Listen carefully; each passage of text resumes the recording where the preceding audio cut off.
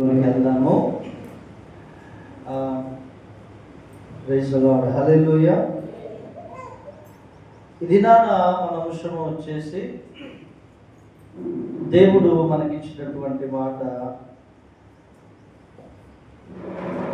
రెండు నియమముల మధ్య నిత్యము పోరాటం. చెప్పండి, ఒక విశ్వాసికి రెండు నియమముల మధ్య నిత్యము పోరాటం.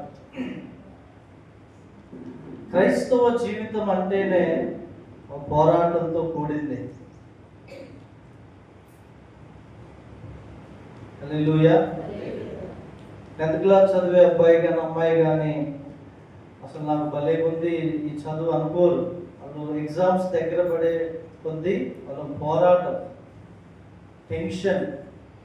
అప్పుడు వాళ్ళకి సమయం విలువ తెలుస్తుంది. ఫైనల్లో ఇంకొక నెల ఎగ్జామ్, నెల ఉందనంగా అసలు ఎప్పుడు బుక్ తీయని వాడు కూడా తీస్తాడు. అదంతే, దాని విలువ అంతే ఎగ్జామ్స్ అంటే. క్రైస్తవ జీవితం అంటే ఒక పోరాటంతో కూడింది. హల్లెలూయా. రెండు తలంపుల మధ్య పోరాటం ఒకే వ్యక్తి అనుభవిస్తారు. చివరికి దేనికైతే మనల్ని మనము అప్పగించుకుంటామో, దేనికైతే మనల్ని మనము లోపరుచుకుంటామో, మనము లోపరుచుకున్న దాన్ని బట్టి మన జీవితము ప్రత్యక్షమైంది. హల్లెలూయా. రెండు తలంపుల మధ్య రెండు నియమాలు ఉంటాయి మనలో. ఓ మాట చదువుకున్న నిర్గమాకాండం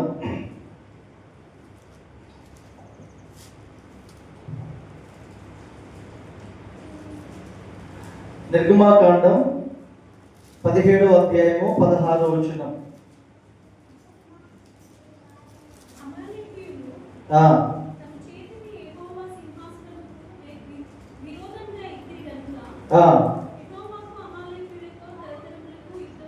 ఇగో అమాలేకీయులతో ఏమండి, అమాలేకీయులతో దేవుని కంట తరతరముల వరకు యుద్ధమేనంట. హల్లెలూయా. ఎందుకు తరతరముల వరకు యుద్ధము అంటే ఏంటి? అమాలేకీయులు, హలో, ఇక్కడ దేవుని వాక్యం సెలవిస్తుంది, యెహోవాకు అమాలేకీయులతో తరతరములకు యుద్ధం. మన జాగ్రత్తగా గమనిస్తే మన శరీరంలో ప్రతి ఒక్క విశ్వాస జీవితంలో రెండు నియమములు పనిచేస్తూ ఉంటాయి. ఒకటి శరీర నియమము, ఇంకొకటి ఆత్మ నియమము. జాగ్రత్తగా వినాలి. శరీర నియమము, ఆత్మ నియమము, ఇవి రెండు మనలో నుండే పని చేస్తాయి. బయట రావు, మనలో నుండే పని చేస్తాయి. ఈ రెండు నియమములకు నువ్వు దేనికైతే సరెండర్ అవుతావో, లోపడతావో, అదే క్రియారూపము దాల్స్తుంది మన ద్వారా. హల్లెలూయా. అర్థమవుతుందండి? నేను ఈరోజు ఎట్లాగైనా కానీ నేను ఇది చేయాలి అని నీవు నీ మనసులో కలిగి దాన్ని నువ్వు చేయాలనుకుంటే అది జరుగుద్ది. నేను ఇది చేయకూడదని కనుక నువ్వు ఫిక్స్ అయితే అదే జరుగుద్ది. హల్లెలూయా. దేవునికి స్తోత్రం కలుగును గాక. అంటే రెండు నియమములు మనలో పని చేస్తాయి. ఏ నియమమునకైతే మనల్ని మనం లోపరుచుకుంటామో దాని ఫలం మనము బయటికి చూపిస్తాం. దేవునికి స్తోత్రం కలుగును గాక. అందుకే శరీర నియమం మనలో బలముగా పని చేయకుండా ఎల్లప్పుడూ దాన్ని అణిచివేయాలి మనం. ఆత్మ నియమమే పని చేయనట్లుగా దాన్ని మనం ప్రార్థన ద్వారా, వాక్యము ద్వారా దాన్ని పోషిస్తూ ఉండాలి. దేవునికి స్తోత్రం. పోషిస్తూ ఉండాలి. నీలో శరీర కార్యాలు కనుక అధికమవుతుంటే, శరీరము అంటే లోకాశలను నువ్వు అనుసరించి బ్రతుకుతున్నట్లయితే, లోకము యొక్క కోరికలు నీలో అమలు చేస్తున్నట్లయితే, నీ శరీరము, నీ క్రియలు, నీ ఫలాలు లోక సంబంధమైన ఫలాలుగా బయటికి కనబడతాయి.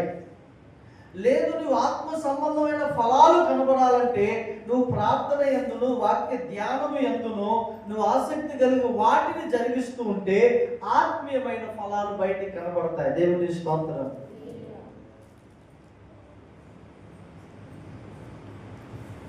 రెండు నియమములు మనలో పని చేస్తాయి. అయితే దేవుని వాక్యం సెలవిస్తుంది, దేనికి నిన్ను నువ్వు అప్పగించుకుంటావో దానికి నువ్వు దాసులవని. హల్లెలూయా. చూడండి, రోమీయులకు రాసిన పత్రిక 7వ అధ్యాయము 23వ వచనం చదవగలిగినట్లయితే, రోమీయులకు రాసిన పత్రిక 7వ అధ్యాయము 23వ వచనం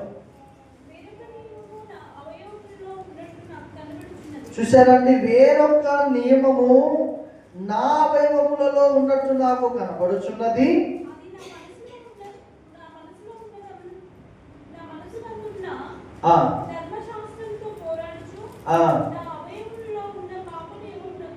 ఒక్క నిమిషం. ఎంతమంది ఆ వాక్యం చూస్తున్నారు? దొరికిందా? Very good. దొరకకపోతే మరలా చెప్తా చూడండి. 7వ అధ్యాయం రోమా 7:23. ఇప్పుడు చదవండి. శాంతి చదువుతుంది. కంటిన్యూ.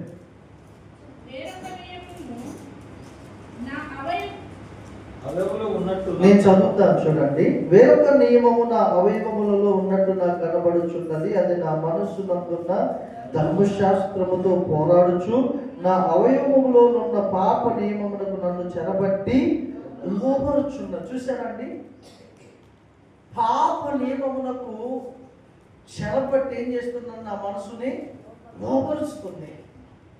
చాలా మంది క్రైస్తవులు మనము దేవుని సంగమా పరిశుద్ధంగా బ్రతకాలనుకుంటాం, విశ్వాసంలో ఎదగాలనుకుంటాం, ప్రార్థన ఒక టైం పెట్టుకొని ఖచ్చితంగా ఈ రోజు నుంచి నేను దాన్ని కంటిన్యూ చేయాలనుకుంటాం. కానీ ఎప్పుడైతే నీకు ఆలోచన వచ్చిందో వేరొక నియమం నీలో బలముగా పనిచేయడానికి ప్రారంభమవుతుంది.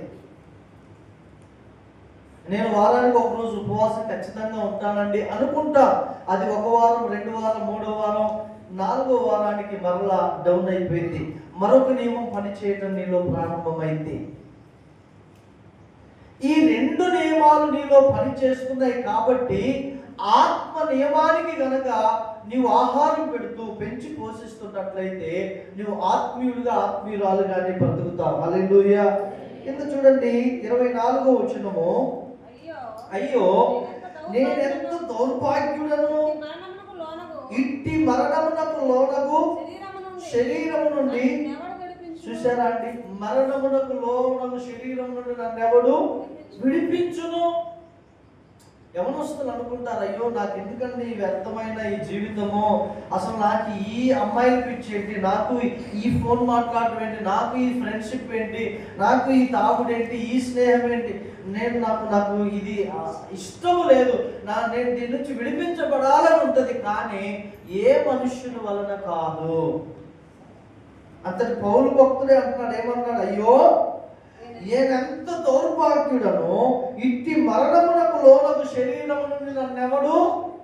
దేవుని సంగమా, ఒక వ్యక్తి కనుక శరీర నియమానికి పాప నియమానికి బానిస అయిపోతే ఆ వ్యక్తిని తనను తాను రక్షించుకోలేడు. ఏ వ్యక్తి కూడా ఆ వ్యక్తిని పాపము నుంచి తప్పించలేడు. హల్లెలూయా. ఇంపాసిబుల్ అన్నమాట. అందుకనే చాలా మంది జ్ఞానులు అనబడిన వారు, గొప్ప గొప్ప పేరు పొందిన వారు సైతము చివరికి లోకంలో పేరు ప్రఖ్యాతులు గావించారేమో కానీ చివరికి పాపముతోనే చచ్చిపోయిన వారు ఉన్నారు, పాపములోనే మరణించిన వారు ఉన్నారు. హల్లెలూయా. అందుకే భక్తులు అన్నారు, అసతోమ సద్గమయ తమసోమ జ్యోతిర్గమయ.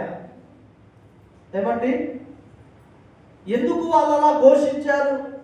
నేను అసత్యంలో ఉన్నానయ్యా, నన్ను సత్యంలోనికి నడిపించు, నేను చీకటిలో ఉన్నాయా, నన్ను వెలుగులోనికి నడిపించు. అంటే ఒక వ్యక్తికి రక్షణ అనేది చాలా అవసరం.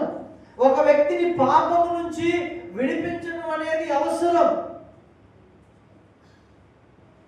చాలాసార్లు మనం ప్రయత్నం చేస్తాం, నేను సీరియల్ చూడకుండా ఉండాలి, నేను సినిమాలు చూడకుండా ఉండాలి, నేను బూతులు మాట్లాడకుండా ఉండాలి, నేను ఈ యొక్క పాపం కార్యం చేయకుండా ఉండాలి. నీ వలన కాదు. అయ్యో నేను ఇది చేయొద్దు అనుకుంటున్నాను, మళ్ళా ఇలాగనే నేను ఎన్నోసార్లు ప్రార్థన చేసుకున్నా, నేను చేయొద్దు అనుకున్నా, మళ్ళీ ఇలాగే ఎందుకు నీలో ఆ నియమాన్ని కనుక నువ్వు పెంచి పోషిస్తే నువ్వు అనుకుంటావు, ఇక్కడ నుంచి నేను సినిమాలు చూడండి, ఓకే మంచి తీర్మానం, మళ్ళీ ఏమనుకుంటా, చిన్నదిగా కొద్దిదే, ఒక వారం రోజులు నిష్ట కలిగి ఉంటా, ఒక వారం రోజు నేను నిగ్రహం కలిగి ఉంటా, మళ్ళీ తర్వాత చిన్నగా సైతాన్ గాడు ఊరుకుంటాడా, పాప నియమాన్ని రేకెత్తింపు చేస్తాడు, మళ్ళీ ఏదో చిన్నది చూస్తావు, మళ్ళీ ఆ చిన్నది కాస్త మరలా నెలల కొద్ది సినిమాల్లో వెళ్ళిపోయింది, నెలల కొద్ది సెల్ ఫోన్తో గెలవటం, నెలల కొద్ది ఏమండి, ఏ విషయంలోనైతే నువ్వు బలహీనంగా ఉన్నావో దాంట్లో నీకు సంపూర్ణంగా జయం కావాలంటే యేసుక్రీస్తు ప్రభు అవసరం. హల్లెలూయా. 25వ వచనం అందరూ చదవండి.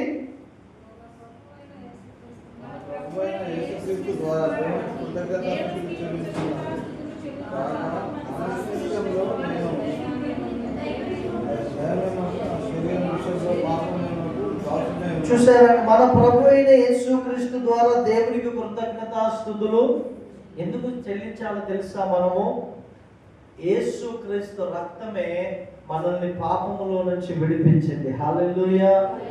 ఎప్పటి నుంచో మనుషులు వారి పాపానికి ప్రక్షాళన జరగాలని, వారి పాపానికి విముక్తి జరగాలని గొర్రెలు బలర్పించే వాళ్ళం, మేకలు బలర్పించే వాళ్ళం, కోడి పుంజుల్ని బలర్పించే వాళ్ళం. కానీ మనుషులకి సంపూర్ణ రక్షణ కలుగుద్దా, ప్రక్షాళన కలుగుద్దా అంటే లేదు. ఆ గంట మట్టుకే మరలా వస్తాము, మరలా పాపం చేస్తాం. అందుకే యేసుక్రీస్తు ప్రభువే శాశ్వతమైన నిత్య బలిగా తాను బలిగా అర్పించుకున్నాడు. హల్లెలూయా. యేసు రక్తం ప్రతి పాపము నుండి మనల్ని పవిత్రులుగా చేయును. హల్లెలూయా. మనలో ఒక నియమం పోరాడుద్ది, ఆ నియమాన్ని చెరపట్టి క్రీస్తు పాదముల దగ్గర మనం పెట్టాలి. దేవునికి స్తోత్రం. రోమా 16వ అధ్యాయంలో ఒకసారి ఆ మాట చదివి ముందుకు వెళ్దాము. కొన్ని విషయాలు నేను థ్యాంక్ యూ లార్డ్ జీసస్. హల్లెలూయా. 6:16 చూడండి. 6:16 అప్పగించుకుందురు, అది చావు నిమిత్తముగా. చూసారండి, పాపం ఏం చేస్తుంది? నిన్ను చంపేస్తుంది. పాపం ఏం చేస్తుందండి? పాపము యొక్క గుణం ఒకటే మరణం, పాపము యొక్క ఫలం ఒకటే మరణం. మీకు విషయం తెలుసా? సంసోను తెలిసే పాప ఫలాన్ని తింటున్నాడు. చివరికి దాని ఫలం ఏమైంది? సంసోను జీవితంలో మరణముగా ఆ ఫలం ప్రత్యక్షమైంది. పాపము వలన వచ్చు జీతము మరణం అండి. ఇక్కడ ఏమంటున్నాడు? మరలా చదవండి. లోబడు దేనికి మిమ్మల్ని మీరు దాసులుగా అప్పగించుకుందురో అది చావు నిమిత్తమును పాపమునకే గాని నీతి నిమిత్తముగా విధేయతకే గాని దేనికి మీరు లోపడుదురో దానికే దాసులగుదురని మీరు ఎరుగరా? హలో, దేవుని మాట వినకుండా విచ్చలవిడిగా జీవించిన వారి ముగింపు చూడండి, అతి భయంకరంగా ఉంటది. భూమి మీద నరకంలో కూడా తట్టుకోలేనటువంటి విధంగా ఉంటది. ఎందుకు అనంటే వారి పాపాన్ని అనుభవించారు కాబట్టి ఆ ఫలం అనేది రుచి చూస్తూ ఉంటారు. నీలో ఒక క్రైస్తవునిగా, ఒక క్రైస్తవురాలిగా నీలో 2 నియమాలు ఉంటాయి. ప్రతి మనిషిలో 2 నియమాలు ఉంటాయి. అయితే లోబడుటకు దేనికి మిమ్మల్ని మీరు దాసులుగా అప్పగించుకుంటారో దానికే మీరు దాసులు. అది మరణము కొరకు పాపమికే కానీ నీతి కొరకు. ఇక్కడ ఏమన్నారు చూడండి, నీతి నిమిత్తము విధేయతకే గాని దానికే దాసు. కిందికి వచ్చినట్లయితే కింద మీరు చూడండి 20వ వచనం, మీరు పాపమునకు దాసులు ఉన్నప్పుడు. చూశారండి, దేనికి దాసులుగా ఉన్నప్పుడు? ఇప్పుడు నువ్వు పాపములో దాసులుగా ఉన్నోళ్ళు నీతి విషయమై నిర్బంధం లేదు, అసలు వాళ్ళకి చింతే ఉండదండి. అసలు నీతి విషయమై నేను పరిశుద్ధంగా ఉండాలి, నీతిగా ఉండాలన్న ఒక భయము భక్తి ఏముండదు పాపములో జీవించేవారు. ఎలాబాయ్ చర్చికి రారా, ఎందుకురా? రానున్నా నేను. నిర్బంధం లేదు, ధైర్యంగా పాపం చేస్తుంటారు. భక్తి ఉండదు. ఇంకా పాపములో నివసించే వారికి దేవుని భయము ఎప్పుడూ ఉండదండి, ఎప్పుడూ ఉండదు. కానీ ఇక్కడ చూడండి 21వ, అప్పటి క్రియల వలన మీకేమి ఫలము కలిగెను? వాటిని గురించి మీరు ఇప్పుడు సిగ్గుపరుచున్నారు కాదా? వాటి అంతము మరణమే. మరణమేనండి వాటి అంతము. దేవుని బిడ్డలారా, ఒక మాట చెప్తున్నా జాగ్రత్తగా. పాపము చేయటం అనేది వెరీ సింపుల్, చాలా ఈజీ. కానీ దాని పర్యవసానం అంటారుగా, దాని ఫలము చివరి ముగింపు ఏంటి చెప్పండి? 3 అక్షరాలు. ఏంటది? మరణం. దేవుని బిడ్డలారా, మనం ఎప్పుడు భయం కలిగి ఉండాలి. ఎందుకో ఈ మధ్యాహ్న కాల సమయంలో నువ్వెందుకు ఆత్మ నియమమునకు నిన్ను నువ్వు లోపరుచుకోకూడదు? అది క్షేమం కదా. పరిశుద్ధాత్మ దేవునికి నిన్ను నీ ఆత్మను ఎందుకు నువ్వు అప్పగించుకోకూడదు? విధేయత చూపకూడదు? నీవు ఫలిస్తావు కదా, నువ్వు క్షేమస్థితిలో ఉంటావు కదా, నువ్వు అభివృద్ధి చెందుతావు కదా. పాపము ముగింపు మరణం. దాని నుంచి తప్పించబడాలి అనంటే నువ్వు పాప నియమము నుంచి దేవుని నియమములోనికి రావాలండి. హల్లెలూయా, హల్లెలూయా. చూడండి, ఒక మాట చదువుదాము. హెబ్రీయులకు రాసిన పత్రిక 12వ అధ్యాయం 4వ వచనం చదవగలరా?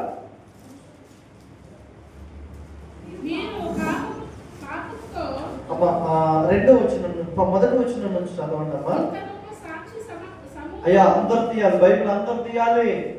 పేజీ నెంబర్ 208, కొత్త నిబంధన, పేజీ నెంబర్ 208. అటు సహకరించు, పక్కన వాళ్ళకి సహకరించండి. పేజీ నెంబర్ 208, కొత్త నిబంధన, హెబ్రీయులకు రాసిన పత్రిక 4వ అధ్యాయం మొదటి నుంచి. ఎంత గొప్ప సాక్షి సమూహము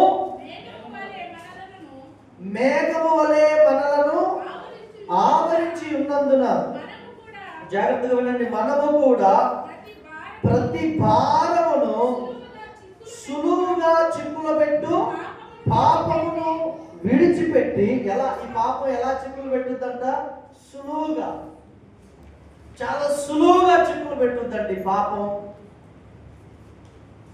ఎంత సులువుగా అంటే, బ్రదర్ నీకు డబ్బు అవసరం కదా, అవసరమా ఈరోజు మందిరానికి వెళ్దాం? రోజు వెళ్తే నీకు 500 వస్తాయి కదా. రోజు చేసుకునేదే కదా ప్రార్థన. రోజు పాపం వాళ్ళు పిలిచాడు కదా, ఎవరు రాదు ఏమవుతుంది? నీ అవసరత లేకపోయినా కానీ నీ నియమం, ఒక నియమం చెప్పుద్ది. ఎవరాదు ఫ్రెండ్స్ పిలిచారు కదా, నీ బంధువులు పిలిచారు కదా, ఏముంది ఒక ఆదివారమే కదా, పర్లేదులే. ఇవి సింపుల్ గా చిక్కులు పెట్టే. మీరు చూడండి దేవుని పెట్టలాగా, ఒక ఆదివారం మిస్ చేసిన వ్యక్తి రెండో ఆదివారం మందిరానికి రావాలంటే ఇష్టం ఉండదు. ఎందుకు ఉండదంటే అదొక నియమం. ఆటోమేటిక్ గా రెండో ఆదివారం కూడా ఆ వ్యక్తి మందిరానికి రాలేదంటే మూడో ఆదివారం సింపుల్ గా తను తాను అవాయిడ్ చేసుకుంటాడు. సింపుల్. ఇదేంటంటే ఒక నియమం. మనం అనుకుంటాం వీళ్ళకి భక్తి లేదా ఏంటో కాదు. వాళ్ళు 2 నియమాలు పనిచేస్తుంటే ఒక నియమానికి వారు దాసులుగా అప్పగించుకున్నారు. అందుకనే దేవుని బిడ్డలారా, నీ వ్యక్తిగత ప్రార్థన జీవితంలో ఎడబాటు రాకూడదు. నువ్వు క్రమముగా మందిరానికి వచ్చే విషయంలో ఎడబాటు రాకూడదు. నీవు వాక్యం చదివి అనుదినం వాక్యం చదివే విషయంలో ఎడబాటు రాకూడదు. వచ్చిందా శరీర నియమం నీలో పనిచేస్తుంది. ఎంత కష్టమైనా, ఎంత అలసిపోయినా, ఒక అధ్యాయమైనా చదివి రాత్రి ఒక అరగంట ప్రార్థన చేసి పనుకోండి, అది ఆశీర్వాదం. గ్యాప్ వచ్చిందా, ఆ తర్వాత గ్యాప్ వస్తూనే ఉంటుంది. ఇక నువ్వు బలహీనమైపోతావు, నువ్వు చూడండి, నీ శరీరానికి ఎంత ఆహారం తింటే నీ శరీరం అంత ఆరోగ్యంగా బలముగా ఉంటుంది. అలాగే ఆత్మ బలంగా ఉండాలంటే ప్రార్థన చేత నీ ఆత్మ నింపబడాలి. వాక్యము చేత నీ ఆత్మ నింపబడితే నీ ఆత్మ బలంగా ఉంటుంది. దేవునికి స్తోత్రం. అందరం ఒకసారి హల్లెలూయా చెప్దాం, స్తోత్రం చెప్దాం, స్తుతిద్దాం, అందరం స్తుతిద్దాం. హల్లెలూయా, హల్లెలూయా, హల్లెలూయా, స్తోత్రం, స్తోత్రం, హల్లెలూయా. దేవానికి స్తోత్రం. హల్లెలూయా. కాబట్టి దేవుని బిడ్డలారా ఇక్కడ ఏమంటున్నాడు మరలా చదువుదాం. అది ఎక్కడ చదివా? సులువుగా చిక్కులు పెట్టి పాపమును విడిచిపెట్టి విశ్వాసమునకు కర్తయు దానిని కొనసాగించువాడునైనా యేసు వైపు చూచుచు మన ఎదుట ఉంచబడిన పందెములో. చూసారా అండి, మన ఎదుట ఏముంది? పందెం ఉంది. ఏంటి ఆ పందెము?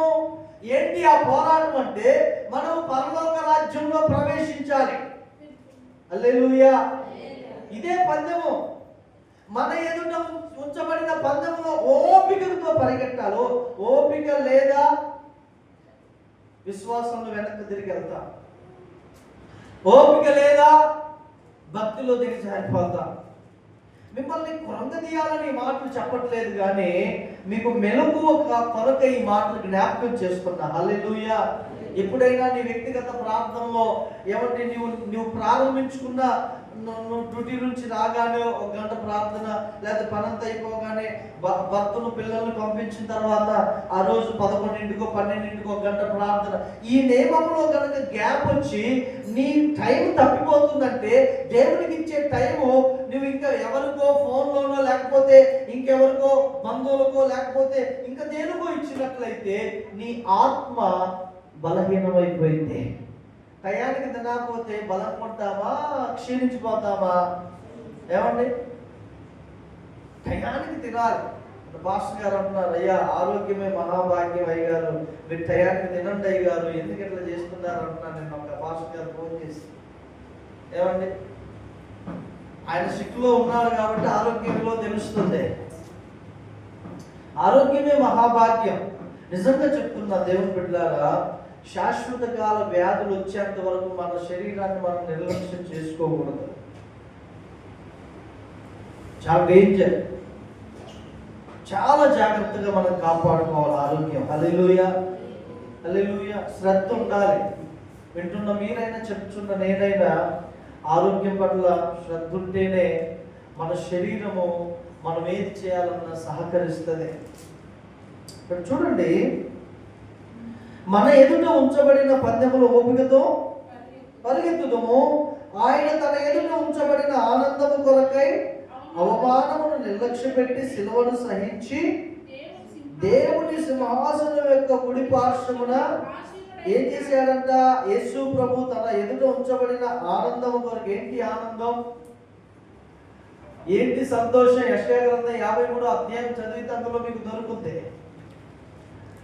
యేసు క్రీస్తు లోకంలోకి వచ్చి సమస్తాన్ని జయించి జరిగించిన తర్వాత ఆయన మునుపటి మహిమ కంటే అధిక మహిమ చేత పరలోకంలో కూర్చున్నాడు. హల్లెలూయా.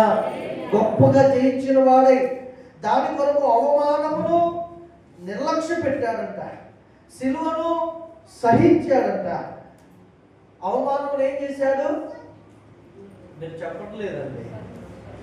యేసు క్రీస్తు ప్రభు అవమానమును ఏం చేశాడు? ఏం చేశాడు? నిర్లక్ష్యం చేశాడు. ఎన్ని అవమానాలు మన ప్రభువుకి ఈ లోకంలో జీవించినప్పుడు, ఎన్ని అవమానాలు. ఈ లోకంలో యేసు ప్రభు సువార్త ప్రకటిస్తున్నప్పుడు ఎన్ని అవమానాలు. అరే వీడ వడ్లవాని కుమారుడు కాడా అంటున్నారు. ఎలాగా ఇంకేమంటున్నారు? ఒరే ఇతను ఆ వడ్లవాని కుమారుడు మరియ కుమారుడు పెళ్లి కాకముందే పుట్టాడు కదా. అవమానం అన్ని నిర్లక్ష్య పెట్టాడు యేసు ప్రభు. మనం ఏం చేస్తాం?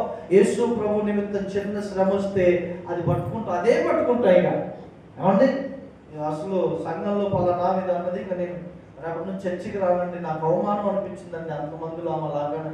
మనం ఏం పట్టుకుంటాం? అవమానాన్ని పట్టుకుంటాం. పాస్టర్ గారు గద్దించాడు, సిస్టర్ ఇంకా నేను రాను చర్చికి, నాకు కొంచెం అవమానం అనిపించింది, అదే పట్టుకుంటాం. యేసు ప్రభు ఏం చేశాడు? నిర్లక్ష్యం చేశాడు. ఏమంటే మా బంధువులు అంటే చర్చికి వస్తే అసలు చాలా అవమానిస్తున్నారంట, అందుకని నేను చర్చికి రావట్లేదండి. యేసు ప్రభుకి తప్పలేదండి. ఆయన మన మాదిరి కదా, ఆయన మన మోడల్ కదా. అవమానాలు వస్తాయి, ఎగతాళి చేస్తారు, హేళన చేస్తారు. యేసు ప్రభు వలె మనము ఆ అవమానాలన్నింటినీ నిర్లక్ష్య పెట్టాలి. హల్లెలూయా. రెండోది ఏం చేసింది? ఆయన సిలువను సహించాడు. సిలువ అంటే శ్రమలు సహించాడండి. శ్రమను సహించాడు. ఇలా సహించినప్పుడే మనం మహిమను పొందుకుంటాం. హల్లెలూయా. మూడవ వచనం అందరూ కలిసి చదవండి.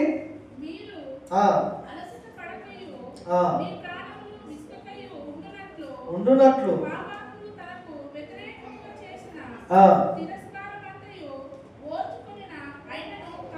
ఎవరిని తలంచుకోవాలమ్మా? మనము యేసయ్యని తలంచుకోవాలి. నేను చదువుతా చూడండి. మీరు అలసట పడకయు. దేవుని బిడ్డ, ఒకవేళ నీ భర్త ద్వారానో, నీ భార్య లేకపోతే నీ బంధువుల ద్వారానో అలసట పడి ఉంటే, వాళ్ళ మాటలకి కృంగిపోయి ఉంటే, ఒకవేళ దేవుడు అంటున్నారు, మీరు అలసట పడకండి, అలసిపోకండి. వస్తాయి కానీ అలసిపోకండి, అలసట పడకండి, కృంగిపోకండి. అలసట పడకయు మీ ప్రాణములు విసుకకయు ఉంటున్నట్లు దేవుడికి స్తోత్రం కలుగునుగాక. అయ్యా, మా ప్రాణం విసిగింది పాస్టర్ గారు. ఏంటి మాకు ఈ శ్రమలు, ఏంటి మాకు ఈ అప్పుల వారు, ఇతరుల వల్లే మేము సంతోషంగా ఉండలేకపోతున్నాం. ఎంతకాలం మాకు ఈ బ్రతుకు, మాకు మా జీవితం మీద విరక్తి కలుగుతుందయ్యా. దేవుడు అంటున్నాడు ఇక్కడ, విసిగిపోకయు ఉండునట్లు పాపాత్ములు తమకు వ్యతిరేకంగా చేసిన తిరస్కారం అంతయు ఓర్చుకొని యేసయ్యను తలంచుకో. ఆయన శిలువను ఆయన ముఖం మీద ఉమ్మి వేశారండి. యేసయ్య మన అన్నాడా? ఆయన పని ఏంటో ఆయన చేసుకుంటే అవమానాన్ని నిర్లక్ష్య పెట్టాడండి. అసహించుకున్న నిర్లక్ష్య పెట్టాడు, అవమానించిన నిర్లక్ష్య పెట్టాడు, కొట్టిన నిర్లక్ష్య పెట్టాడు. ఒకటే, నా గురి నా తండ్రి చిత్తం చేయటమే. హల్లెలూయా. అందరూ స్తుతిద్దాం. హల్లెలూయా.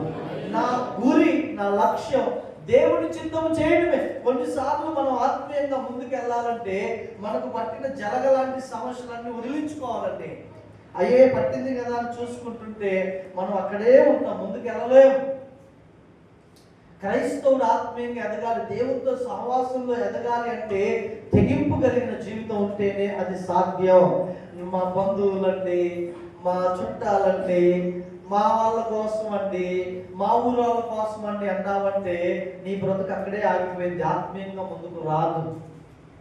నేనండి 13 సంవత్సరాలప్పుడు, సరిగ్గా 2000 నేను రక్షింపబడిన 2 సంవత్సరాలకి, నేను 2003లో రక్షింపబడ్డా.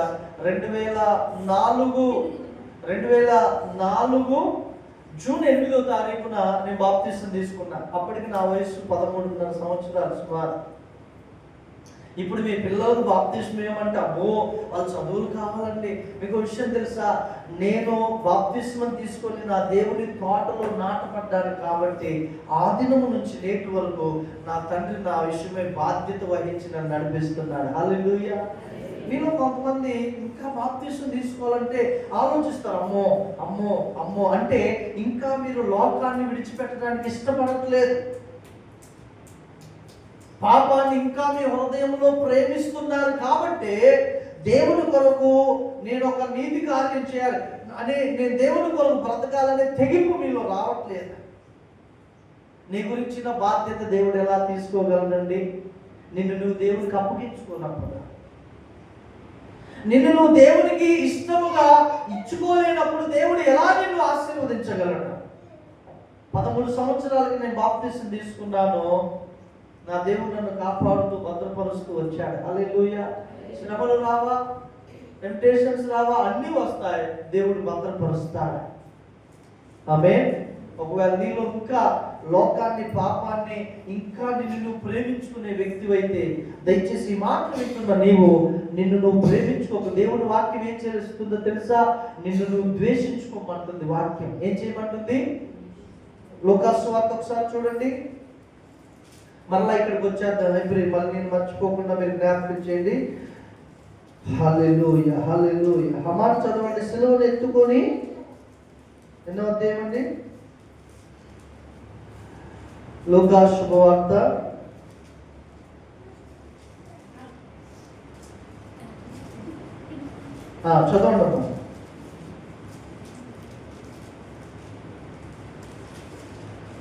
Thank you Jesus.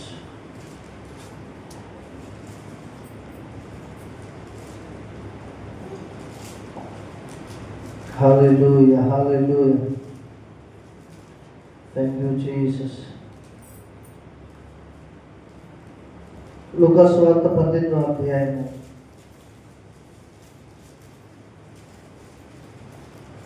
29వ వచనం ఒకరు చదవండి. ఆయన దేవుని రాజ్యం నిమిత్తమై, అందరు తీశారండి? పేజీ నెంబర్ చెప్పండి బ్రదర్. అధ్యాయం వచనం కూడా చెప్పండి. లూకాసు వార్త 18వ అధ్యాయము 29వ వచనం చదవండి. ఆయన దేవుని రాజ్యం నిమిత్తమై ఇంటివైనను, చక్కగా చదవాలి. ఆయన దేవుని రాజ్యం నిమిత్తమై ఇంటినైనను, హరియనైనను, అన్నదమ్ములనైనను, తల్లిదండ్రులనైనను, పిల్లలనైనను విడిచిపెట్టి వాడెవడును, జాగ్రత్త చదవాలి.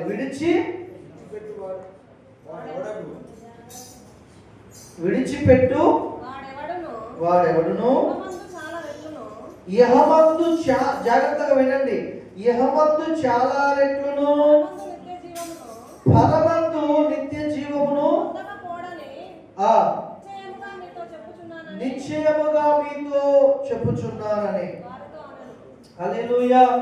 ఇంకో మాట కూడా ఉంటుందండి అక్కడ. సరే, ఇక్కడ ఏంటంటే విడిచిపెట్టేవాడు ఇహమందు ఖచ్చితంగా మరలా పొందుకుంటాడు. దేవునికి స్తోత్రం.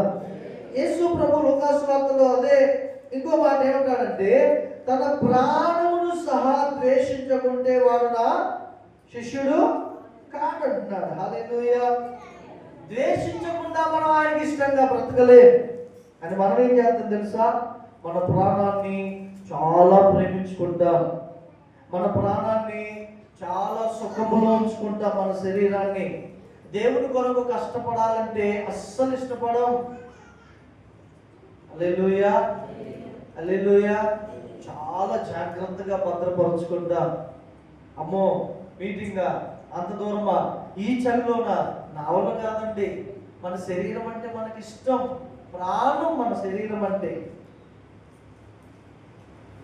అమ్మో, ఆల్ నైట్ ప్రేయరా మనకి ఇప్పుడు 30 వస్తుంది, 30వ తారీఖు, 29, 28. అమ్మో, రాత్రి 12, 1 గంట వరకు ప్రార్థన చేయాలా? నా వల్ల కాదండి.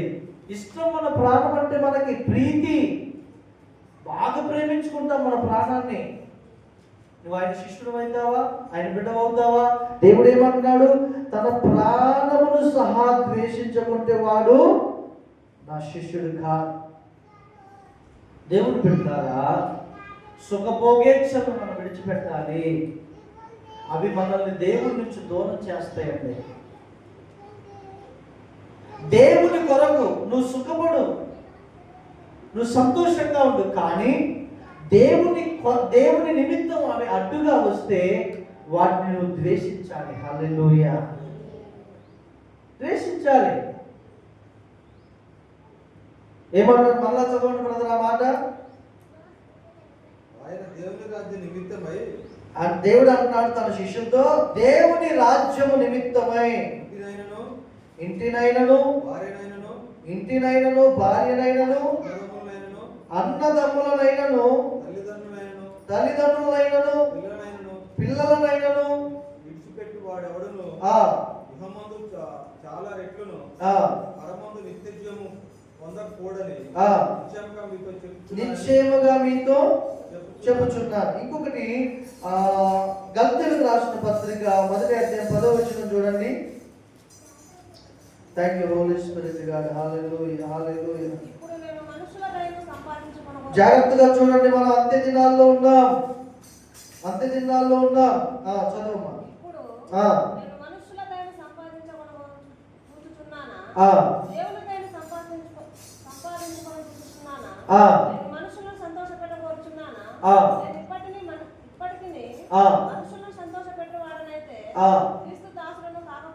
మీరు ఒకసారి మీ మనస్సాక్షిగా మిమ్మల్ని మీరు పరీక్షించుకోండి. నువ్వు దేవునికి ఇష్టమైన వ్యక్తిగా ఉండాలి అంటే కొన్నిసార్లు నువ్వు మనసును సంతోష పెట్టుకుంటే ఆయనకి ఇష్టం ఉండదు. మనము దేవునినే సంతోషపెట్టే వారముగా ఉండాలి. హల్లెలూయా.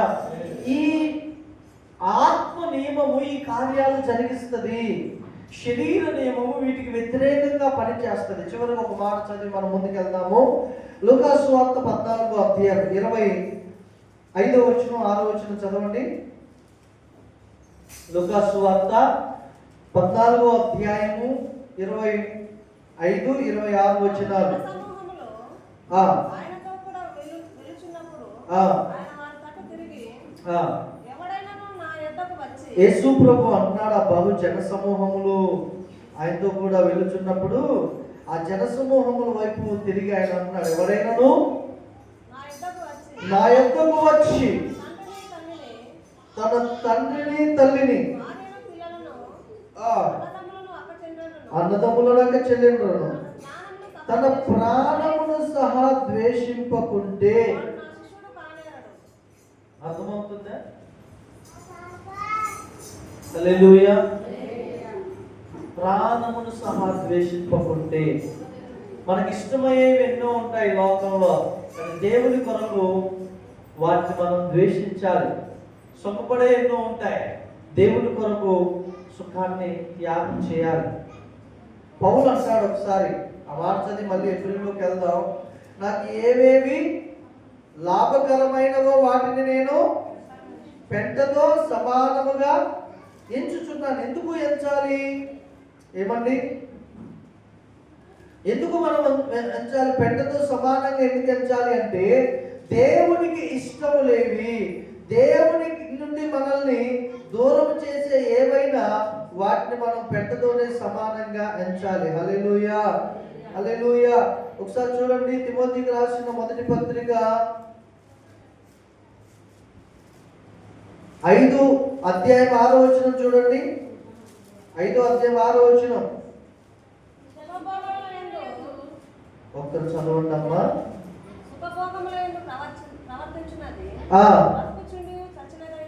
చూశానండి, సుఖభోగముల యందు ప్రవర్తించేవారు బ్రతుకుచుండి, మనము మన శరీరాన్ని సుఖపెట్టకూడదండి. హల్లెలూయా.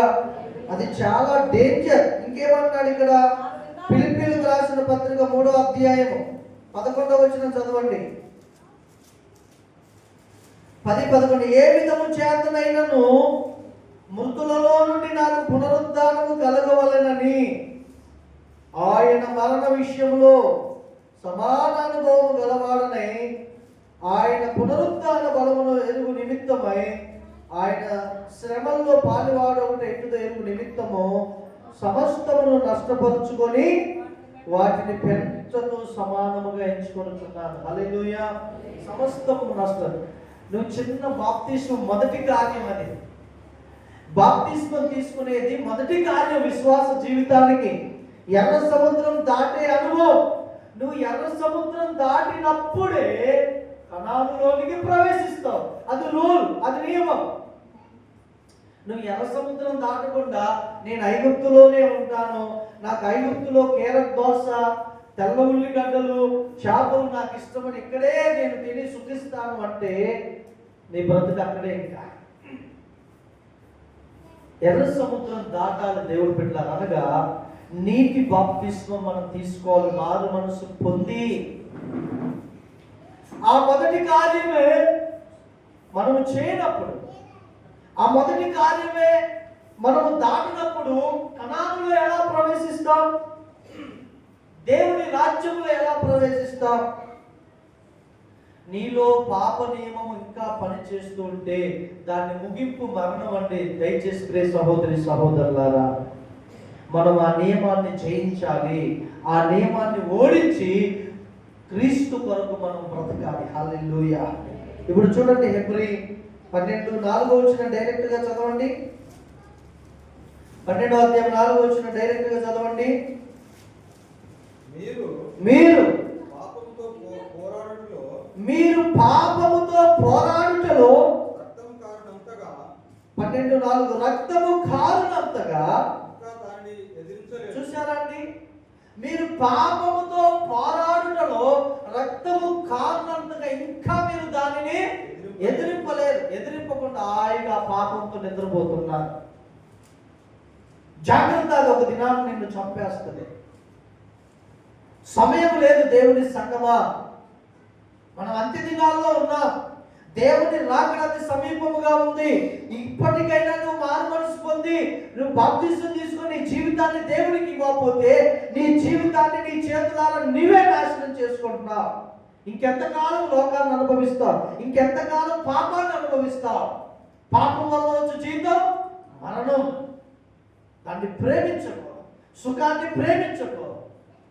నీకేమేమి లాభమో క్రీస్తు నిమిత్తం వాటిని పెంటతో సమానంగా ఎంచుకో. హల్లెలూయా. మోషే ఏమన్నాడు?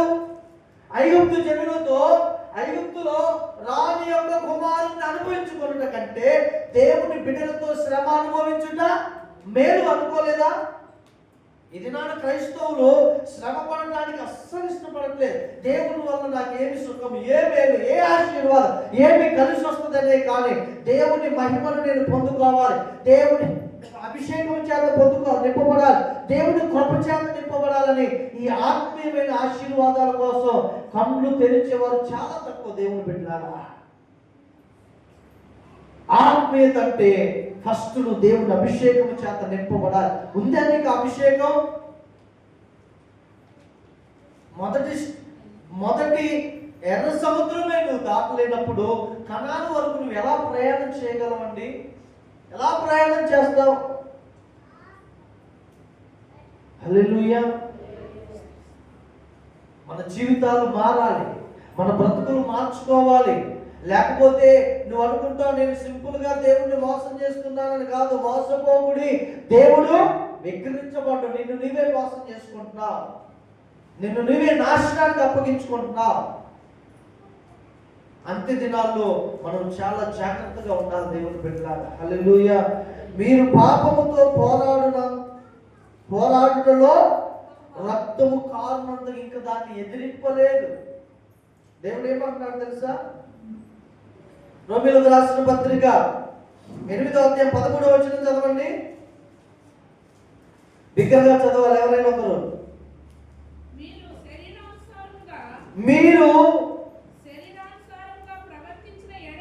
మీరు శరీరానుసారముగా ప్రవర్తించిన ఎడల చావవలసిన వారు ఎందురు గాని ఆత్మ చేత శరీర క్రియలను చంపిన ఎడల జీవించెదరు. హల్లెలూయా.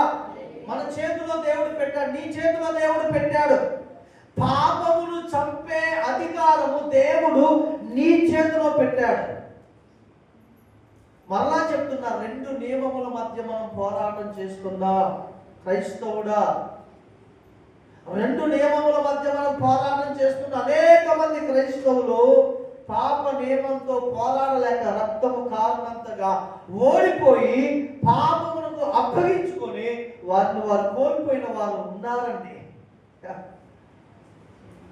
సులువుగా చిక్కులు పెట్టే పాపం, ముఖ్యముగా క్రైస్తవులని ఈజీగా సులువుగా చిక్కులు పెట్టే పాపం ఏదైనా ఉందంటే డబ్బు ఆశ, ధనాపేక్ష. సమస్తమైన కీడులకు మూలమండి ధనాపేక్ష. ఒక సహోదరి నాకు ఛత్తీస్గఢ్ నుంచి వస్తుంటే ఫోన్ చేసింది, అన్నయ్య నన్ను ఉద్యోగంలో చాలా ఇబ్బంది పెడుతున్నారు. నేను 4 గంటలకు లేచి నా ప్రేయర్ టయానికి వెళ్ళేసరికి 6 అయింది. తెల్లవారుజాము 4ంటికి లేచి 6 నుంచి 8 వరకు ప్రేయర్ చూసుకొని మళ్ళీ 6 నుంచి వచ్చేసరికి 10 అయింది. 1 గంటే నేను లేటుగా, అది ఆదివారము. నేను ఎంతో రిక్వెస్ట్ చేశా కానీ ఆమె సూపర్వైజర్, పై అధికారం వినట్లేదు ఆమె. నేను సీరియస్ అయ్యాను, ప్రార్థన చేయండి, అవసరమైతే నేను ఈ జాబ్ అయిన వదిలేస్తా కానీ మందిరం బంద్ చేయను అన్నది. హల్లెలూయా. ఎంత తెగింపు అండి. తెల్లవారుజామున 4 గంటలకు లేచి 2 గంటలు ప్రయాణం చేసి అక్కడ చర్చికి వెళ్ళి 2 గంటలు చర్చిలో ఉండి మళ్ళీ అక్కడ నుంచి డ్యూటీకి ఒక 2 గంటలు, గంటన్నర ప్రయాణం చేసి అక్కడ డ్యూటీ చేస్తే 1 గంట ఆమె కావాలని ఎట్లయినా గుడి మందిరం పని చేయించాలి ఆమె చెప్పిందంట. ఆమె నాతో అంటుంది, ఉద్యోగమైన పని చేస్తా, నెలకు 40,000. సరిగ్గా ఎన్ని రోజులు? సరిగ్గా ఒక 20 రోజులు చేస్తారేమో. కానీ ఆ తెగింపు చూశారా? నేను చెప్పాను, నీకున్న ఈ హృదయాన్ని బట్టి ఆమెను దేవుడు మారుస్తాడు. హల్లెలూయా, హల్లెలూయా. మారింది, పర్మిషన్ ఇచ్చారు, మీ ఇష్టం, 1 గంటగా పర్లేదు. మనలో తెగింపు ఉండాలండి. ఎక్కడిది డైవర్ట్ అయింది? ఏ విషయం కాదు ఇది డైవర్ట్ అయింది? పాపంతో పోరాడుతూ రక్తం కారు. ఆత్మ చేత శరీర క్రియలను చంపాలి. మన చేతిలో ఉందండి అధికారము. అమ్మో మమ్మల్ని వద్దంటున్నారు, జాబ్ తీసేస్తా, సగం శాలరీ ఇస్తానన్నారు, భయపడి కూర్చున్నావు అనుకో, సాతానుడు తొక్కుతూనే ఉంటాడు నిన్ను కాళ్ళ కింద జీవితాంతం. నువ్వు ఒక్కసారి రాజీ పడితే నిన్ను తొక్కుతూనే ఉంటాడు. మావిడన్నారు ఒక రోజు, మేనేజర్ ఆదివారం కూడా రావాలి సార్, ఉద్యోగమైన పని చేస్తే కానీ ఆదివారం పని చేయాలి. స్ట్రిక్ట్గా నిలబడింది. 2-3 నెలలు ఇబ్బంది పెట్టారు. అది మనసులో పెట్టుకొని రాజీ పడేదే లేదు. హల్లెలూయా. నువ్వు ఒక్కసారి రాజీ పడ్డావా? ఆమెను బయట కూర్చోబెట్టారు. అది మనసులో పెట్టుకొని బయట కూర్చోబెట్టారు. నువ్వు లోపల చేయడానికి వీల్లేదు, బయట కూర్చోనైనా చేసింది. కానీ దేవుని విషయంలో రాజీ పడలే. దేవుని పెట్టారు. ఒక్కసారి రాజీ పడ్డావా నిన్ను సాతానుడు తొక్కుతూనే ఉంటాడండి. భక్తి విషయంలో రాజీ పడకూడదు మనం. హల్లెలూయా. చిన్న చిన్న బలహీనతలు ఉంటాయా? దేవుడు సెట్ చేస్తాడు. నువ్వు ఆయన పాదాల దగ్గర మోకరించు, ఆయన సెట్ చేస్తాడు.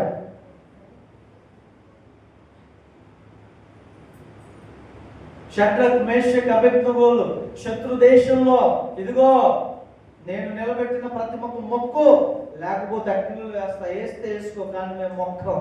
రాజుతో చెప్తున్నారు. ఏమైంది? వారు తెగిప్పే వారు దేవుడు గొప్పవాడని నిరూపించేటట్లుగా చేసింది. హల్లెలూయా. మనము జీవము కలిగిన దేవుణ్ణి వెంబడిస్తున్నామండి. మనం ఎందుకు పాప విషయంలో రాజీ పడాలి? హల్లెలూయా. మీరు పాపాన్ని చంపే అధికారం మీ చేతిలో ఉంది. నీ శరీరము ఎక్కడ దేవుని సన్నిధిలో మోకరిస్తే 10 నిమిషాలు కూడా నీ శరీరం ఉండనీయట్లేదంటే ఇంకా నీ శరీరము నియమము నిన్ను ఏలుబడి చేస్తుంది. ఎక్కడో కూర్చుంటావు, 1-2 గంటలు ముసలమ్మ ముచ్చట్లు, సోది ముచ్చట్లు, అపవిత్రమైన ముచ్చట్లు, వాళ్ళ గురించి వీళ్ళ గురించి. కానీ 1 గంట ప్రార్థన చేయాలంటే నీ శరీరం సహకరించదు. ఏ నియమము నిన్ను ఏర్పాటు చేస్తుంది? పాప నియమమా, ఆత్మ నియమమా? నీ క్రియా ఫలములే నువ్వు ఏ నియమానికి దాసురాలుగా ఉన్నావో చూపిస్తుంది. దేవుడు బిడ్డలారా, మనం అంత్య దినాల్లో ఉన్నాము. సమయము చాలా సంకుచితంగా ఉంది. మన సమయమును పోనేవక జ్ఞానుల వల్లే ఉందాం, సద్వినియోగం చేసుకుందాం. హల్లెలూయా. మరలా మాట చదవండి, 13వ వచనం. మీరు శరీరానుసారంగా ప్రవర్తించిన ఎడల చావలసిన వారు ఎందురు గాని ఆత్మ చేత శరీర క్రియలను చంపిన ఎడల జీవించెదరు. దేవుని ఆత్మ చేత ఎందరు నడిపింపబడుదురో వారందరూ దేవుని కుమారులై. హల్లెలూయా. దేవుని ఆత్మ చేత నడిపింపబడితే మనం దేవుని కుమారులు. చిన్న విషయంలో కూడా మనము లోబడొద్దండి. దేవుని వాక్యం సెలవిస్తుంది రోమా 16:20లో. ఏమండి 16:20 ఏం చెప్తుంది?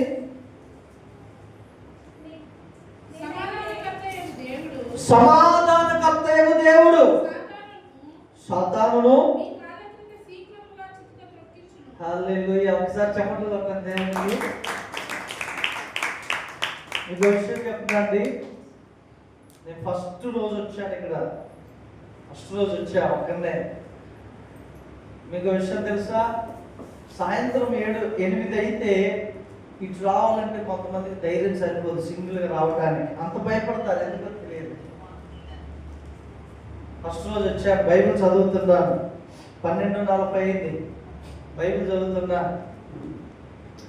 ఆ రూమ్ పక్కన ఇంకొక గోడ ఉంటుంది. అక్కడికి వచ్చి సైతాన్ గారు ఏడుస్తున్నాడు. ఎక్కడికి కూడా వచ్చావా అని ఏడుస్తున్నాడు బాగా. తొలి దినాల్లో కొంత పోరాటం జరిగింది.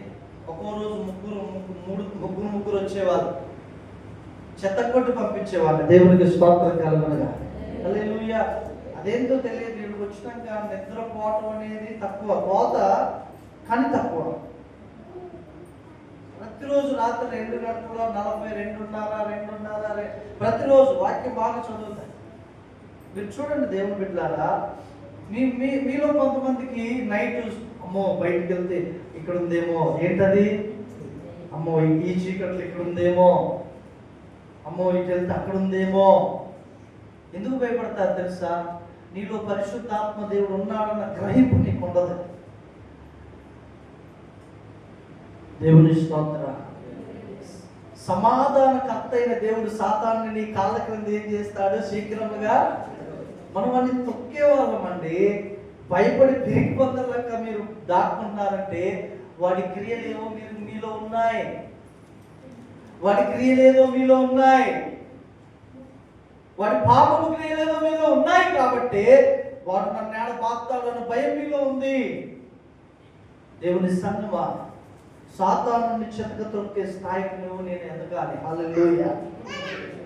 భయపడక, నువ్వు సాతానికి భయపడి పారిపోవడం కాదండి, వాడు నిన్ను చూస్తూ వనికి వెళ్ళిపోవాలి. హల్లెలూయా. ఒక దెయ్యం పట్టినోడి దగ్గరికి నేను వెళ్ళా, ఒక దెయ్యం పట్టినోడి దగ్గరికి నేను వెళ్తే అప్పటి వరకు ఆల్చికా చేస్తున్నారు. ఇంకా ఇట్లా చూసామో నువ్వెందుకు వచ్చావు, నేను వెళ్తా అంటుంది. భయపడాలి. దేవుని స్తోత్ర. అమ్మో నువ్వెందుకు వచ్చావు, నేను వెళ్ళిపోతా. మీరు ఎవరైనా ఈరోజు రాత్రి ఎవరికైనా దెయ్యం పడితే ప్రార్థన చేయడానికి రమ్మంటే నాతో పాటు వస్తారా? ఎంతమంది వస్తారు? దేవుడి ముసలోళ్ళే చేతులు ఎత్తుంటారు కానీ మనుషుల చేతులు ఎత్తట్లే. హల్లెలూయా. వేరే సిస్టర్ పరధ్యానంలో ఉన్నారు అయితే దేవుని స్తోత్రం. హల్లెలూయా. ఒకరోజు పాస్టర్ గారు, నేను రక్షింపబడిన ఫస్ట్ నెల 2వ నెల ఉందండి, ఫస్ట్ నెల 2004 అనుకుంటా, 2004 2 తెలియదు, ఫస్ట్ నెల.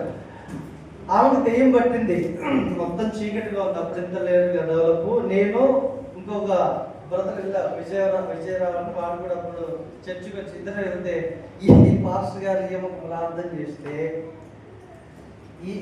వాళ్ళ ఇంట్లో వచ్చారు కదా, వాళ్ళు కూడా స్తోత్రం అన్నారు.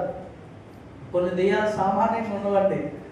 ఈ పాస్టర్ గారు రేషన్లో దెయ్యం అనగానే ఈ దెయ్యం ఏం చేసింది, ఈమెలో నుంచి వాళ్ళ తోటి కోడల్లోనికి వచ్చింది. ఏంటది?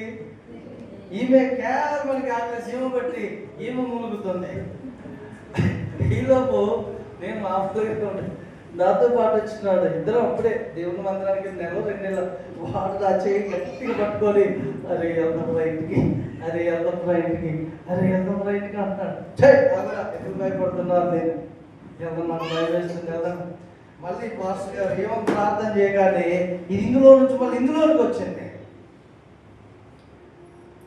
దేవుని పెట్టారా, మనం చూస్తే అపవాది వణికిపోవాలి. ఆ స్థాయి పరిశుద్ధతను మనం డెవలప్ చేసుకోవాలి. ఆమె చెబుదామా? ఎవరు భయపడతారో తెలుసా?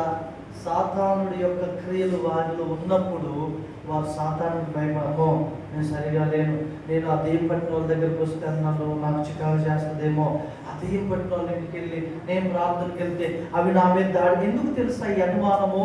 ఇంకా నీలో శరీర నియమం పనిచేస్తుంది. నీలో శరీర నియమం పనిచేస్తుంది. నువ్వు సంపూర్ణంగా ఈ శరీర నియమంలో నుండి ఆత్మ నియమంలోనికి రావాలి. హల్లెలూయా. దేవుని ఆత్మ చేత అందరూ నడిపింపబడతారో వారందరూ దేవుని ఒక మాట చదివి ప్రార్థన చేద్దాం. కొరింథీయులకు రాసిన మొదటి పత్రిక. Thank you Lord Jesus. కొరింథీయులకు రాసిన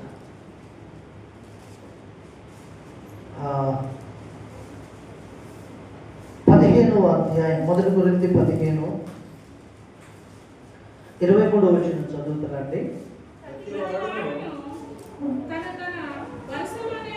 అమ్మ 15:22.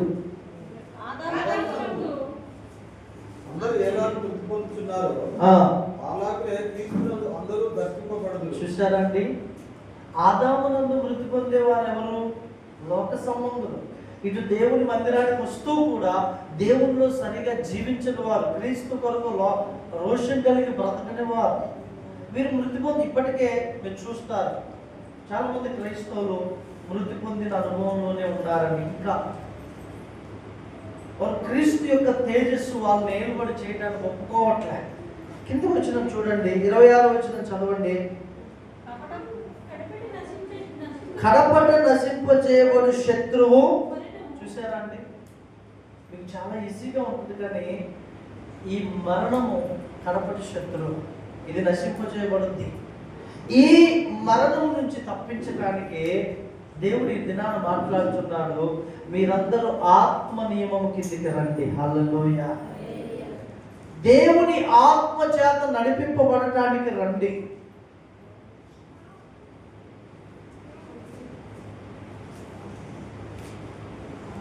ఎనిమిదో అధ్యాయం ఇదే,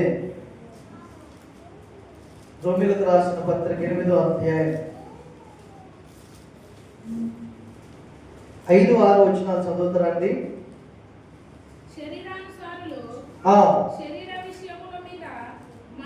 మనస్సుంతురు మనస్సుంతురు శరీరానుసారమైన మనస్సు మరణము, ఆత్మానుసారమైన మనస్సు జీవము సమాధానమునై ఉన్నది. ఏదైనగా శరీరానుసారమైన మనస్సు దేవునికి విరోధమై ఉన్నది, అది దేవుని వాక్యమునకు లోబడదు, ఏ మాత్రమును లోబడలేదు. ఈ శరీరానుసారం ఇప్పుడు అంటాను, బ్రదర్ మీరు బాప్తిసం తీసుకోండి, సిస్టర్ మీరు బాప్తిసం తీసుకుని అంటాము. ఎన్ని కారణాలు చెప్తామంటే 1,00,000 కారణాలు చెప్తాం. ఈ శరీరానుసారమైన మనసు లోబడదండి. కానీ నీవు శరీరానుసారమైన మనసుని ఆత్మానుసారమైన మనసు చేత చంపితే నీవు జయిస్తావు. హల్లెలూయా, హల్లెలూయా. ఖచ్చితంగా దేవుని బిడ్డలారా, మనం ముగించుకుందాం 2 నిమిషాలు. చివరిగా ఒక్క మాట చదివిస్తాను, మనం ప్రార్థన చేసుకుందాం. ఆదికాండం 25వ అధ్యాయం, ఆదికాండం 25వ అధ్యాయం అందరు తీయండి. 23వ వచనం చదవండి. 25వ అధ్యాయం ఆదికాండం. అమ్మ జానపదములు కాదు, 2 జనములు. 23వ వచనం చూడండి. 2 జనములు, జనపదములు కాదు, 2 జనములు నీ గర్భములో కలవు, 2 జనపదములు నీ గర్భంలో నుండి ప్రత్యేకముగా. అంటే ఇక్కడ 2 విషయాలు జాగ్రత్తగా ఉండండి.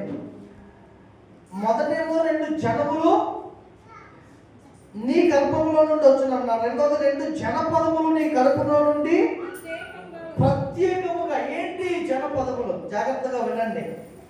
ఇది ఆత్మీయంగా మనం ట్రాన్స్లేట్ చేసుకుంటే ఈ 2 జనపదములు 2 నియమములు ఆత్మీయతలు. హల్లెలూయా. కింద చదవండి. ఒక జనపదము కంటే ఒక జనపదము బలిష్టమై ఉండును, పెద్దవాడు చిన్నవాడికి దాసుడగునని. హల్లెలూయా.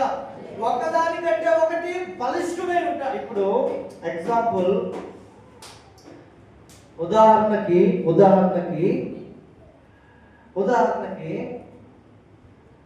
నీవు ఆత్మీయంగా బలమైన స్టేజ్ లో ఉన్నావు. ఎగ్జాంపుల్,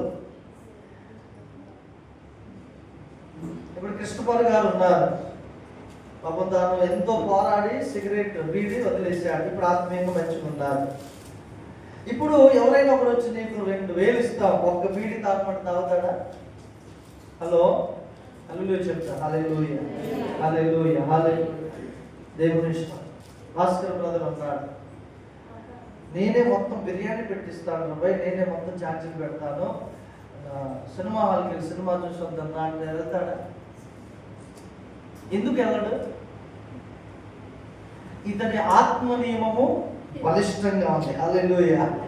ఎవరు అనుకుంటున్నారు బ్రదర్ నాకేమన్నాడు బ్రదర్ నేను వెళ్తానని? నో, అలా అనడానికి వీల్లేదు మనసులో. Praise the Lord. ఇది శరీర